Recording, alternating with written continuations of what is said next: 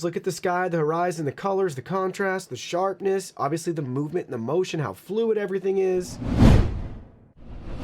Hey everyone, today in this video, I'm going to be checking out the Sceptre 27-inch edgeless gaming monitor. I did receive this monitor from Sceptre to check out, but any opinion expressed in this video is strictly my own. That being said, if you're interested in this monitor or you want to find out more about it, the link to it will be in the video description. Here's a look at the retail box and packaging. Everything looks great. 27-inch flat screen IPS panel and display with 2560 by 1440p for the resolution, 165 hertz for the refresh rate, 1 millisecond response time. AMD FreeSync Premium is also featured. The box is really detailed, walking you through all the different connection options and what's included in the box. Now let's go ahead, let's open it up and look at the contents. All right, it's time for a quick viewer intervention. Yes, I'm talking to you. No, don't look away. I'm talking to you right now. In the last 28 days, almost 40,000 of you have viewed the TV Chef channel, but only 98 of you have become a subscriber. So would you please consider clicking that subscribe button? Bonus points if you like, comment, and share our videos as well. If you don't like our videos, please give it a thumbs down, click that dislike button, and tell us why in the comment section. We'd love to hear from you either way. Also, bonus points for you if you want to share it with an ex-boyfriend, ex-girlfriend, estranged sibling, spouse. You get the idea. We'd be grateful for that as well. Here are all the contents. First up, we have our product literature featuring our 1-year warranty information and their customer service and contact card. We also have a read me first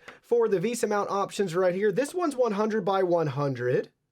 We have our mounting brackets. They walk you through everything you need to use those standoffs and M4 screws. Next, we have the full user guide and manual in color, walking you through step by step everything you need to know how to assemble the stand, getting that installed, mounting it on the wall, identifying the panel, all the different control options, your ports and I/O, all the different connection types, how you can configure that. Really detailed and thorough breakdown of the menu system and settings. We have our supported resolution refresh rates for DisplayPort. So 1440p up to 165 hertz, HDMI 1440p up to 144 hertz, troubleshooting information for you. We also have cleaning instructions, your tech specs right here. So LED backlight rated for over 30,000 hours. So 1 millisecond response time measured MPRT. So 300 nits for the brightness, IPS panel, and there's our additional warranty information. Next, we have the stand right here. It's made out of metal. We have 2 pieces for it. It'll clip right in place. We have our classic Sceptre Phillips head screwdriver, our hardware kit here. So we have our hanging screws if you want to use the Visa mount option with your own stand. We also have our screws for the provided stand. We have a DisplayPort cable right here, our power cable and power brick with barrel connector. And lastly, we have the monitor itself. Let's go ahead, let's look at this in more detail. Here's a look at the back side of the monitor. Everything meets in a triangular pattern and point on the back. We got the Sceptre logo and branding, where we're gonna install our stand, or if you wanna use your own. Looks like we got 3 different lighting options right there. Kensington security lock. All of our ports and I/O right here. So we have our audio out, 2 DisplayPort 1.4 ports, 2 HDMI 2.0 ports, and 1 DC in for the power.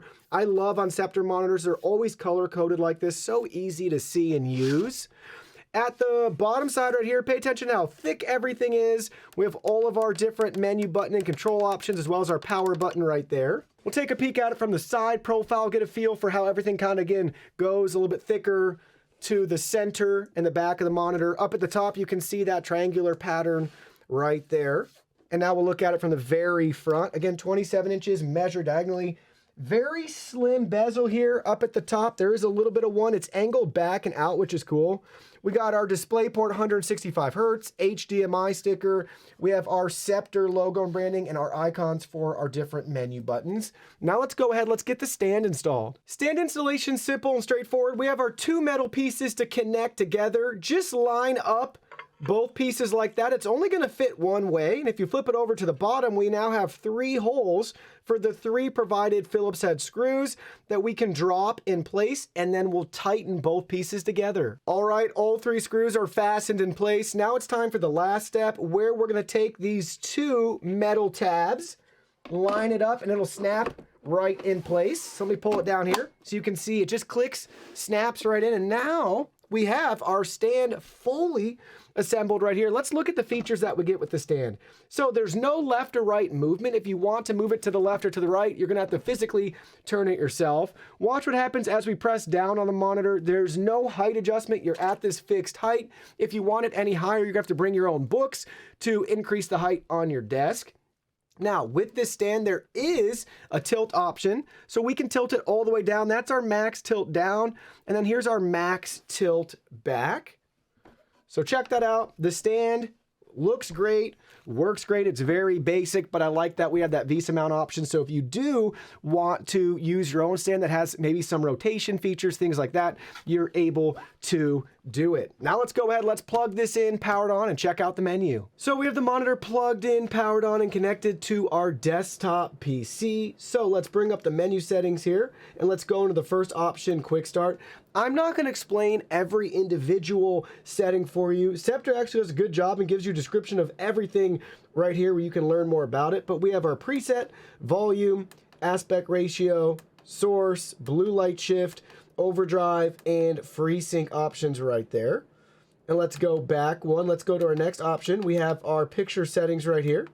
So preset, DCR, aspect ratio, sharpness, MPRT. Again, a nice brief description for everything right there for you. All right, let's go to our next option. We have our color settings, temperature, gamma, tint, saturation, blue light shift. And then lastly, we have our system settings here. So we have overdrive, FreeSync, sleep mode, back cover light. We can turn that on or off. A couple different options there for you. Language, OSD position, OSD timer, OSD transparency, volume, mute, and then we have a complete factory reset for the monitor. Now we have the Windows Advanced Display settings pulled up right here so you can see for yourself that we are getting the correct resolution, 2560 by 1440. And we are getting the correct refresh rate, 165 hertz, technically 164.999 hertz. If you're using HDMI, you may only see the option, the drop down going up to 144 hertz. So to make sure you get 165 hertz, go ahead and use the DisplayPort cable. Now I wanted to show you the different picture presets right here. So currently we have standard, then we have RTS, FPS, Eco, Movie, User, and back to standard. So I'll cycle through them really quickly when the video's playing the same frame so you can see how each one is going to tweak and change how the image is displayed and how everything looks. So keep that in mind. Choose the one that looks best to your own preferences, or don't forget about user mode, where you can choose and tweak everything yourself. Let's go ahead, we'll cycle through standard, RTS, FPS, Eco, Movie, User, and back to standard. So you get the idea there. They are each going to change how everything appears, some more drastic than others. So just choose accordingly depending on your preferences. Now we have the UFO test pulled up on the display, and this is really helpful to understand different FPS values and the refresh rate of your monitor and why it matters to have a higher refresh rate monitor, especially for gaming. So the UFO is moving across the screen here with 3 different FPS values. At the bottom we have 41 FPS, then we double it to 83 FPS, and then we double it again to 165 FPS. So look at the bottom right here. The alien's really sputtery, shaky, looks a lot better at 83 FPS, and then substantially better at 165 FPS at our 165 hertz refresh rate. It's buttery, smooth gameplay footage, and that's what you're after. If you want to have the best experience possible while you're gaming, you want to have a system or console that's capable of pushing higher FPS values at a higher resolution, especially at 1440p. It's going to be more strenuous on your GPU than a 1080p resolution, and trying to maximize your FPS value there. But if you can, that's what you can expect. Really smooth footage and gameplay at 165 FPS at 165 hertz. Now let's talk about backlight bleed and IPS glow. This is an IPS display, so technically it'd be susceptible to both, right? Well, in this case, looking at the full black screen here with all the studio lights off, making it as dark as possible, I didn't notice any IPS glow. And I do feel like we might have just a smidge maybe like 3 inches up at the top right here where I'm at, of a little bit of backlight glow right along the edge, but not bad at all. I've definitely seen way worse. This is on the better side when it comes to monitors that may experience that. Usually you're going to find some whether backlight bleed, IPS glow, or both, depending again on the panel type. But in this case, very, very minimum. Now, take that for what it is, because you could have a completely different experience, because this can vary panel to panel. Now let's talk about this display and its color accuracy. So they advertised 99% sRGB. We conducted our test using DisplayCal, and here are the actual results that we got. So we fell just short of the 99% sRGB claim, but this test is not the end-all be-all. I would defer to what they got, and usually within our tests, we actually get super close to what Sceptre advertises. So we'll fault our own equipment in this test versus their claims. So we're showing 97.8% sRGB coverage and 119.1% for our volume. In regards to Adobe RGB, we're showing 71.7% coverage and 82.1% for our volume. For our DCI P3 coverage, 82.4% and a volume of 84.4%. Next, we got our browsing the web test, where I pull up a couple of popular websites and you can see what they look like. Now, keep in mind with everything else, it's hard to actually show what this monitor looks like quality-wise when you point a camera at a screen. It definitely looks better in person, seeing it with your own eyes, than in a video like this. But we got the YouTube trending page pulled up right here. Everything looks really nice, clear, crisp, very sharp. The videos look great, right? So everything loads as you would expect. Very fluid as you're browsing with quick movement and motion. Next, we got The Verge. So whether it's entertainment or information, if you want to browse the web, read your favorite news sites, things like that, you can get a feel right here. And they have so many different titles, texts, all of that good stuff. So let's just click on this first article, and you can see different colors, different fonts, images, ads, quotes. Sometimes we got embedded tweets or TikToks. Super clear, really crisp, easy to read. Sharp is a good way to describe it. And then lastly, if you want to shop, we got Amazon pulled up right here.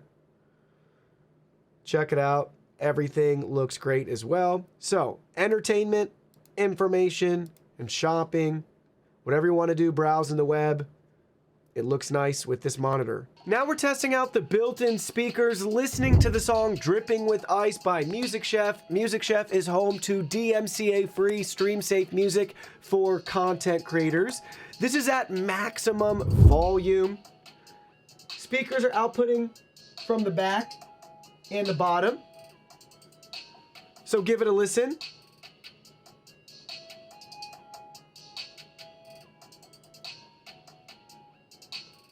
Nothing special in regards to sound quality. You might get lucky if you have this up against a wall. It might sound a little bit better, capture a little bit more of that audio. But if you're in a pinch and you need speakers, it's always better to have them and not need them than need them and not have them. Now we have all the studio lights off so you can see the built-in RGB lighting on the back. You only have 2 options within the menu settings here for those lights. You can turn them on or off, that's it. You can't adjust the color, change the effects, or anything along those lines. So it will just cycle through different colors on its own, as you're seeing right here. It's a really nice touch though. I love RGB on the back of monitors. I think it looks really cool. The only thing is you might not be able to see it because you'll be looking at the front of the monitor, and it's not that bright to really cast a large glow. But it is cool. If for some reason your setup's exposed or somebody else can see the back of your monitor, it's a nice touch to include this RGB. Now it's time for my favorite test. We're going to be testing out the input lag on this monitor. Now keep in mind, input lag is different from response time. This has an advertised response time of 1 millisecond. Input lag is going to be the delay or the lag between your command and what's displayed on the screen. That's why it's important to gamers that you want to make sure you have the lowest input lag possible to not suffer any delays or things along those lines. So here we go. We got it up on the screen right now, showing right around 1.5 milliseconds.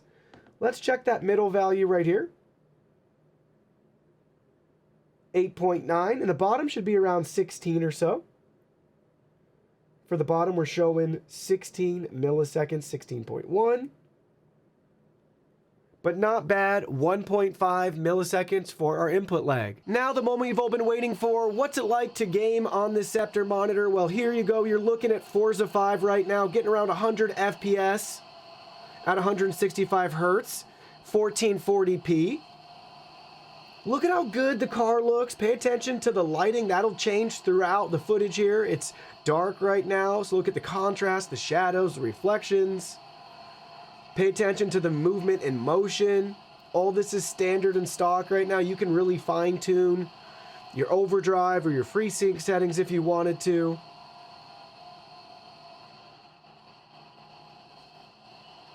But it looks really nice. Look at that.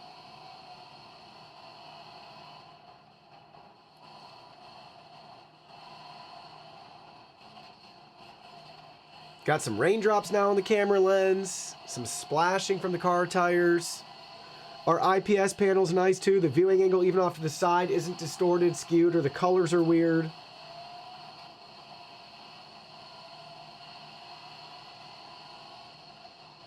Man, sharp. It's the best way to describe it. Sharp and crisp. Now we're looking at Assassin's Creed Valhalla. Pay attention to the same details. Look at the sky, the horizon, the colors, the contrast, the sharpness, obviously the movement and the motion, how fluid everything is, the smoke, the characters moving along. All those fine details to make sure it's what you want in your gaming experience.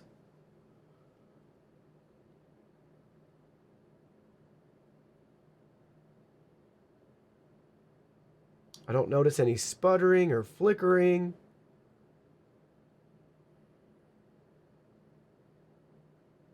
(1440p), 165 Hertz. Look at the blacks, the shadows, the reflection on the water. You get the idea. Even got birds flying in the background. They look pretty good. The clouds are pretty detailed. I love this look back. So it pans back over the town and the ruins there. Again, look at the smoke billowing up, the trees, all the detail there in the monitor. Really nice. And now we got Borderlands 3 gameplay footage right now coming in around 110 FPS at 165 Hertz, 1440p. Look at those creatures. The water, explosions in the background.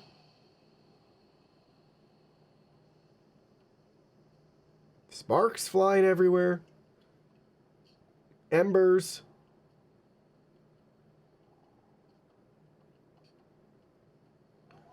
All of our characters. Getting a little antsy down there.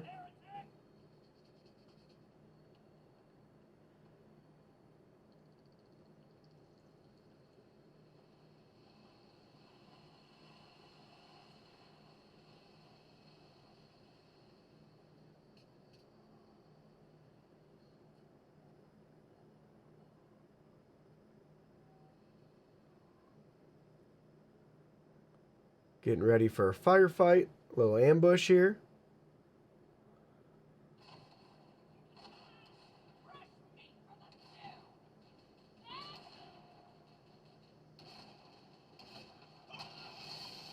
Our slime explosion. That stuff looks toxic. Got some explosions. Our upcoming flashbang right here. Now we're getting closer to about 120 FPS. Nice and smooth though. Great gameplay footage. Looks good on the monitor. Now let's talk about next-gen consoles. First up, we have the PlayStation 5 connected. Here's our video output information. Currently, we're getting 2560 by 1440 at 60 Hertz. But let's go down here. I'll show you what you want to make sure you have enabled. We have 127 Hertz output. So when enabled, video output for games that support 120 Hertz will be at that. So that's what you want to have enabled. If you're seeing this showing up as 1080p 60, go down here and test 1440p output. I'll walk you through this really quickly. So we'll hit OK. It's going to test it at 60. So there we go. 60 Hertz, 1440, yes. And then you'll see right here, it'll come up 120 hertz, so we can see that, yes. And now we'll have a prompt letting us know that it supports both 1440p at 60 and 120, so you know you're all set and ready to go right there with your PlayStation 5. Don't worry, I haven't left you Xbox people out. We have the Xbox Series X connected right here, and we have our TV and display settings where we're getting 1440p for our resolution, but we don't have any refresh rate options here, so I believe we're going to be at 60 hertz. I'm not sure why that's the case. If we select the 4K TV details, we are showing that it doesn't support 120 hertz. So not sure why that is, and if that's the fault of the Xbox or the monitor, especially in light of our PC. We can get 144 with HDMI or 165, so I'd like to think we'd be able to get 120. We're also using a great HDMI cable, so I know that's not the issue. This is Xbox very own HDMI cable, so we got a nice high quality HDMI 2.1 cable, I believe, from them directly. So that's what you're going to get on the Xbox Series X, 1440p at 60 hertz. So now let me share with you my final thoughts in regards to the Sceptre 27-inch gaming monitor. There's a lot to love about it, especially the price to performance and all the features that you get from the nice touch of RGB on the back, multiple HDMI ports, multiple display ports, built-in speakers, VESA mount compatible still, 1440p resolution, and 165 hertz for the refresh rate. So if you're gaming on a budget, this is definitely worthwhile to look into, and maybe you can take a couple extra bucks that you saved, buy some more of your favorite games, upgrade your PC, that sort of thing.